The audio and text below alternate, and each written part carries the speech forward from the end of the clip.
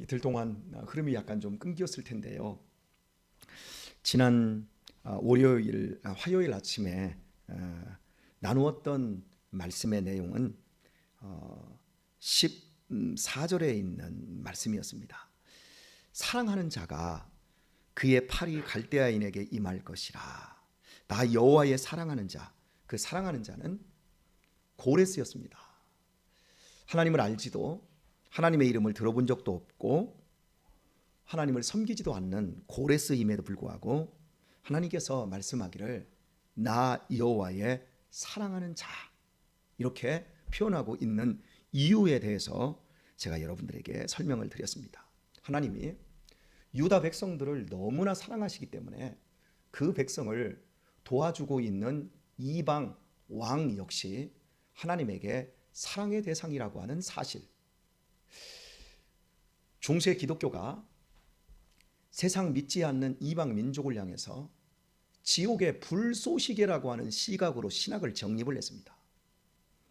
이 신학이 결국 개신교회에서도 18세기, 19세기에 이어져 와서 아프리카의 원주민들을 잡아다가 저 유럽 쪽에서 그리고 아메리카 대륙에서 노예로 부렸습니다. 저들은 지옥의 불쏘시개야.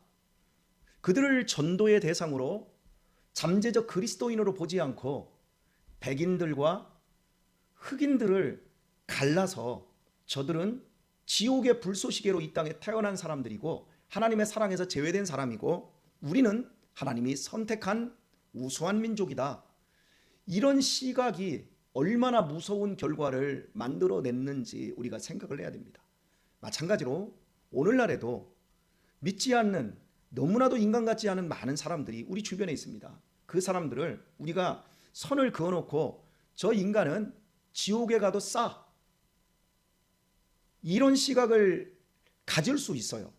그래서 잠재적 그리스도인으로 우리 주변에 있는 믿지 않는 사람들을 보아줄 때 우리의 삶도 행복해지고 그들을 향한 우리의 그 어떤 자세들도 넉넉해지고 더 부드럽고 아름다워질 수 있다라는 사실, 바로 그 시각에 대해서 지난 화요일에 우리가 함께 나누었었습니다.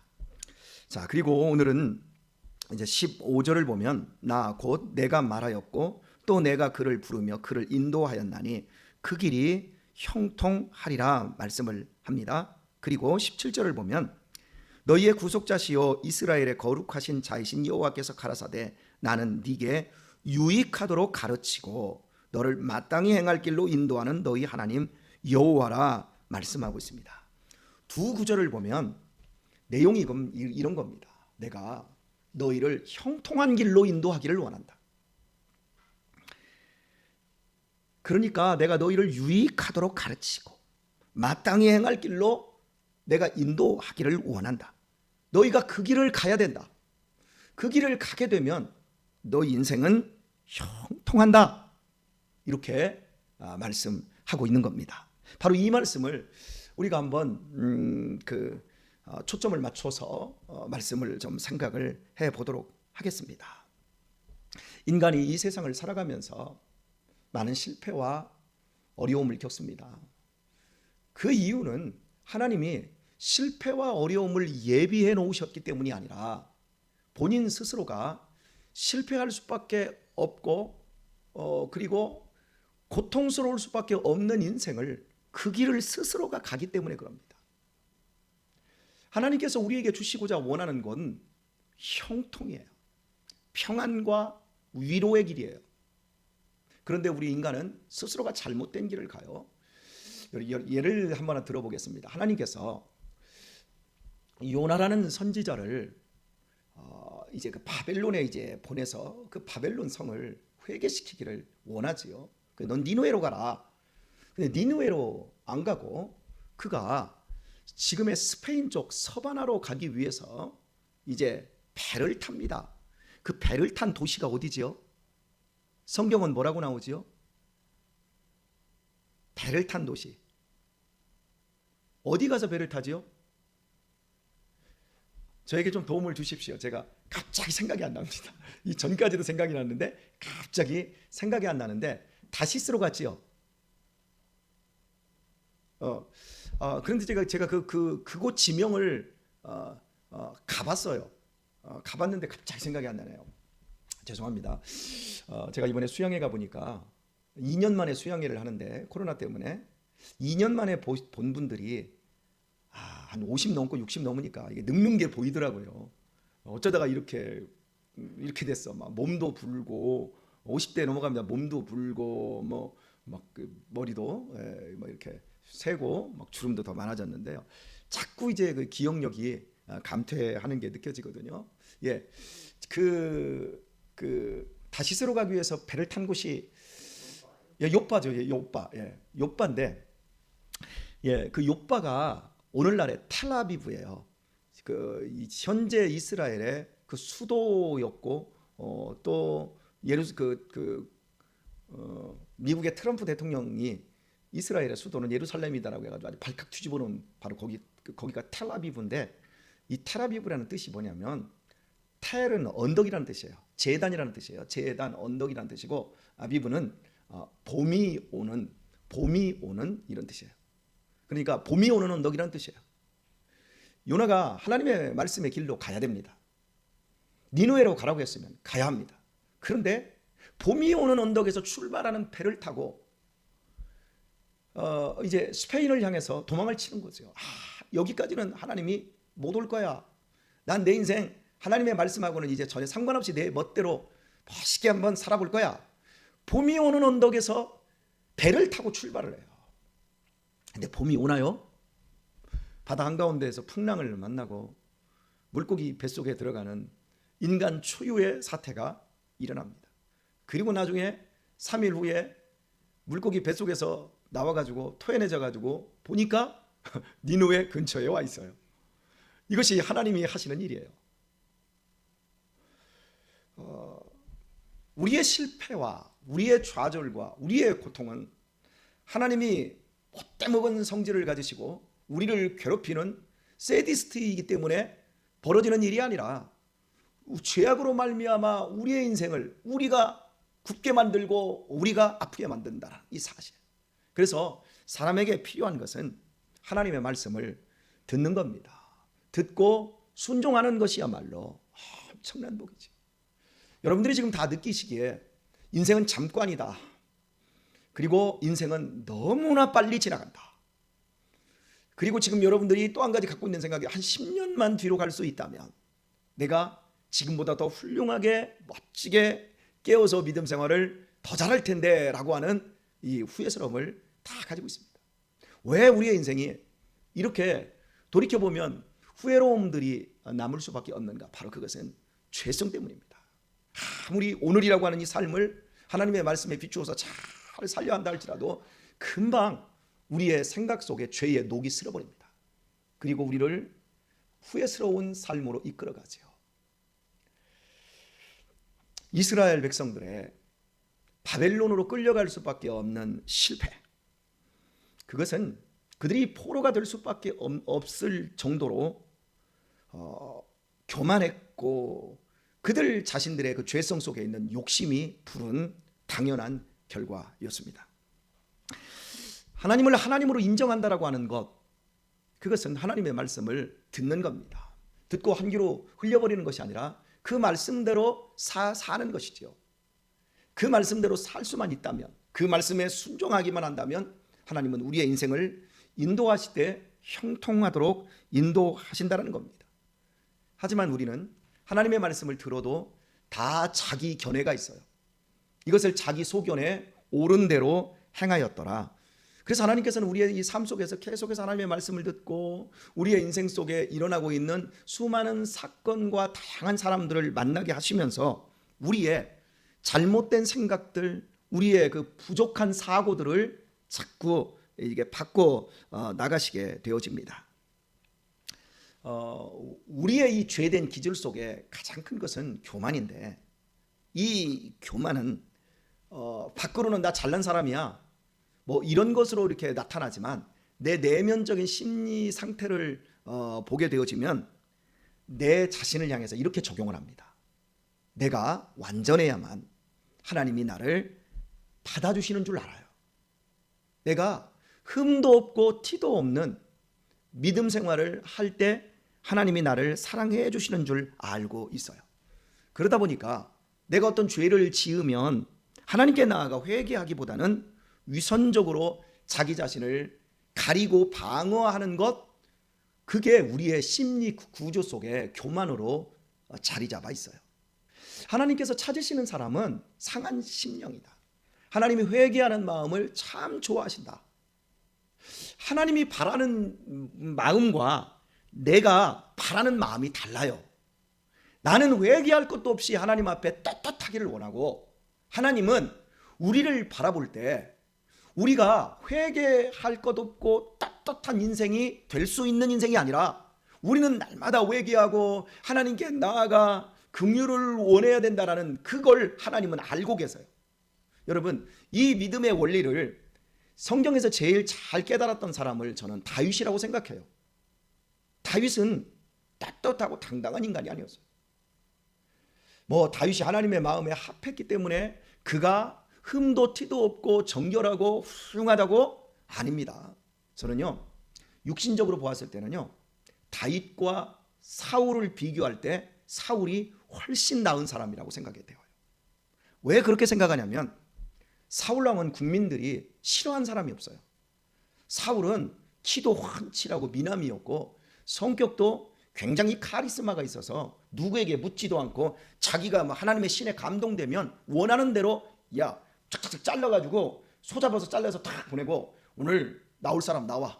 그러나 오늘 전쟁터에 나갈 때 우리 지파들 중에 하나라도 빠지면 이렇게 나중에 잘라내버릴 거야. 아주 카리스마와 그 일하는 그 부분이 시원시원했어요. 아말렉과의 전투에서도 그 함께 전투에 참여했던 사람들의 먹을거리, 그들의 몫도 챙겨줘요. 하나님께서 절대로 아무것도 손에 대지 마라. 그런데 그거 다 너희들 싸움에 수고했으니까 다 전리품으로 다 챙겨줘요. 그러니까 인간적으로 봤을 때 이 사울은 굉장히 그 인간편에서 훌륭한 사람이었어요. 그리고요, 또 한 가지요. 사울왕이 길보아산 전투에서 마지막 죽을 때요, 거기 자식들 셋이 함께 따라 죽습니다. 아버지를 지켜내기 위해서. 권자의 욕심이 난다면 한 녀석이 도망을 쳐도 되는데, 말기수아부터 시작해서 그 세 명의 자식들이 아버지와 함께 장렬히 숨을 져요. 그러니까 아버지의 상각, 아버지의 기업을 이어서 최선을 다해서 자기의 목숨까지 불태웠던 자식들이 사울이었어요. 그런데 보세요, 다윗은 어땠나요? 국민들의 마음에 깝깝했어요. 전쟁터에 나가야 되는데, 지금 전쟁을 하러 바로 이 코앞까지 나가야 되는데 맨날 성전에 틀어박혀서 하나님 나가야 될까요? 안 나가야 될까요? 아니, 저기 여기까지 쳐들어왔으면 당연히 나가야지. 이게 우리 사고잖아요. 그런데 다윗은 아니야. 하나님의 뜻을 물어야 돼. 그러니까 주변에 믿음이 없는 백성들이 봤을 때는 이건 깝깝한 인간이었어요. 그리고 다윗이 뭘 나눠주는 게 없어요. 싸움은 멋지게 하는데 사울왕처럼 백성들의 인기를 끌기 위해서 뭘 나눠주는 게 별로 없어요. 그리고 어디 이렇게 가면서 제사장 집에 가가지고 빵 훔쳐가지고 제사장들 다 죽어버리게 만들고, 오히려 얻어먹는 이런 걸 해요. 그리고 또 한 가지요. 다윗은 한 3가지 정도 약점이 있어요. 다윗의 최고의 약점이 뭐죠? 누구를 죽였죠? 자신의 충성스러운 아들을 죽여요. 충성스러운 아들이 아니라 충성스러운 부하를 죽여요. 사울은 지 충성스러운 부하를 배신하고 죽여본 적이 없어요, 사울왕은. 그런데 어떻게 충성스러운 우리아를 그렇게 죽이고 그의 아내를 간교하게 자기의 완전 간부예요. 간부의 교살자예요. 이거 인간도 아니에요. 그리고 또 한 가지를 보세요. 자식들이 어땠나? 자식들이 아버지하고 함께 죽는 자리에 사울왕은 나가서 칼 들고 창에 찔려서 그 자리에서 모두 장렬하게 아버지를 지키기 위해서 죽어내는데, 다윗의 자식놈들은 걸핏하면 아버지 보좌를 탐내가지고 그러고, 그 자식들이 또 이복 자식들이 막 간음해가지고 막 서로 자식들끼리 죽여요. 이 말도 안 되는. 다윗은 결코 좋은 사람이 아니에요. 그런데 다윗이 하나님의 마음에 합한 사람이라고 하는 이유, 그게 이유가 뭡니까? 다윗은 하나님의 마음을 알았어요. 인간은 하나님 앞에서 상한 심령으로 하나님 용서해 주세요. 하나님, 다 불쌍히 여겨주세요. 내 마음이 교만으로 똘똘 뭉쳐서 나는 하나님 앞에서 당당히 나갈 거야. 그러면서 제사도 사울이 자기 마음대로 제사 지내버리고 제사장도 없이, 그리고 하나님 앞에 묻지도 않고 하나님이 하라는 것은 안 하고 하지 말라는 것 하면서 자기 인기와 자기 명예를 세상적으로 드높였습니다. 그리고 하나님 앞에 사울 왕이 회개했다는 적이 없어요.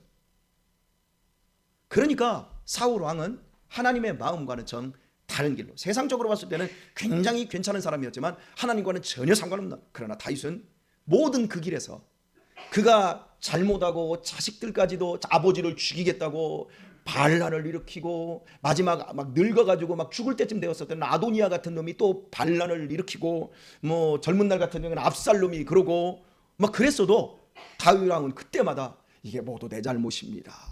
나 때문입니다. 하나님 불쌍히 여겨주세요. 하나님 압살롬이 반역했어도 압살롬 죽이지 마세요. 하나님 다 제 잘못입니다 하면서 이건 맨날 우는 것밖에 없어요. 그래서 시편, 다윗의 시편을 보면 다윗이 가슴을 찢어내는 그 눈물의 이야기로 그 시를 쓰고 있는 이 장면을 보게 됩니다. 바로 그겁니다, 여러분.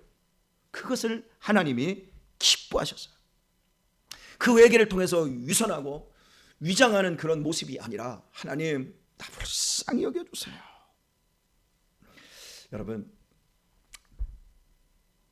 언제 우리가 하나님 앞에서 우리의 부족을 인정하게 되어집니까? 잘 나갈 때는 인정이 잘 안 됩니다. 말로야 하나님이 하셨습니다 그렇게 말해도요, 이게 실은 잘 인정이 안 됩니다. 이 바벨론의 포로로 끌려간 이스라엘 백성들을 향해서 주고 있는 이 말씀을 보십시오. 그들이 포로로 끌려가기 전까지는 귀에 하나님의 말씀이 들리지 않았어요. 유익한 길이 하나님의 말씀에 순종하고 그 길이 형통한 길이라고 하는 사실이 한 귀로 들었으면 막 오른쪽 귀로 막 다 흘려버렸던 거예요. 이제 들리는 거예요. 이제 바벨론 포로로 70년 동안 나라도 잃고 모든 자유를 잃어버린 그 상태가 되었을 때 이게 들리는 거예요. 여러분, 들리는 것이 복이지요. 이렇게 실패한 자리, 포로된 자리에 있다 할지라도 들리지 않는 사람들은 전혀 들리지 않습니다. 오늘의 말씀을 맺겠습니다. 오늘 우리의 삶 속에 우리가 정말 잘해야 되는 건 떳떳하고 당당하기를 원하는 것이 아닙니다. 물론 최선을 다해서 하나님의 말씀대로 그렇게 살아야 되겠습니다. 그러나 우리는 우리가 살아봤으니까 알잖아요. 우리가 얼마나 연약한 존재인가를 알지 않습니까? 우리 다윗보다는 덜 나쁜 사람들입니다. 여러분, 거기에 용기를 내시고 오늘 또 상한 심령을 찾으시고 통회하는 심령을 기뻐하시는 그 하나님 앞에 우리 자신들의 마음을 내려놓도록 하십시다. 그리고 그분 안에서 여유를 좀 가졌으면 좋겠습니다. 계속해서 여러분들이 기도해 주십사 하고 부탁을 드리고 싶습니다. 이미경 집사님의 남편, 강는 청년의 아버지가 지금 현재 고관절 수술을 지난 화요일 날 받고 병원에 지금 입원 중에 있습니다. 아마 내일이나 다음 주 정도 퇴원을 할 텐데요. 제가 그분 수술 앞두고 1시간 전에 제가 전화를 드렸어요. 전화를 드렸더니 평소에는 전화를 안 받아요. 제가 여기 그 전기일 할 일도 있어서 전화를 드렸는데 안 받더라고요. 그런데 전화를 1시간 전에 딱 드렸더니 병실에서 이제 수술을 앞두고 전화를 받아요. 전화를 받아서 이번 수술이 마지막 수술이 되기를 바랍니다. 그리고 기도해 드리겠습니다. 그랬더니 예, 고맙습니다 이러더라고요. 그래서 제가 이제 기도 이제 귀에다 대시고 자, 기도하십시다 하고 제가 기도를 해드렸어요. 마음도 수술 받고 몸도 수술 잘 되어서 좋은 가장으로 그리고 새로워진 사람으로 새 출발할 수 있는 수술이 되게 하옵소서. 그리고 기도를 끝냈더니 그쪽에서 아멘 이렇게 와요. 그렇습니다. 이번에 전신 마취를 했습니다. 부분 마취가 아닌 전신 마취를 했어요. 누구나 인생에 그런 자리에 설 때가 옵니다. 그분이 예수님 안에서 새로워지고 통회하고 자복하고 회개의 심령을 하나님이 불어넣어 주시고 그래서 하나님이 합하는 사람 될 수 있기를 위해서 오늘 또 기도해 주시기를 바랍니다. 여러분 주위에도 이렇게 강팍하신 분들 있지요? 그분들을 향해 하나님 다시 한번 선포합니다. 회개하고 자복하고 통회하는 심령을 불어넣어서 하나님께로 돌아보고 하나님을 붙들고 남은 인생의 때를 형통한 인생 살게 해 주옵소서. 오늘도 기도하시고 응답의 새벽이 되시기를 예수님의 이름으로 축원합니다.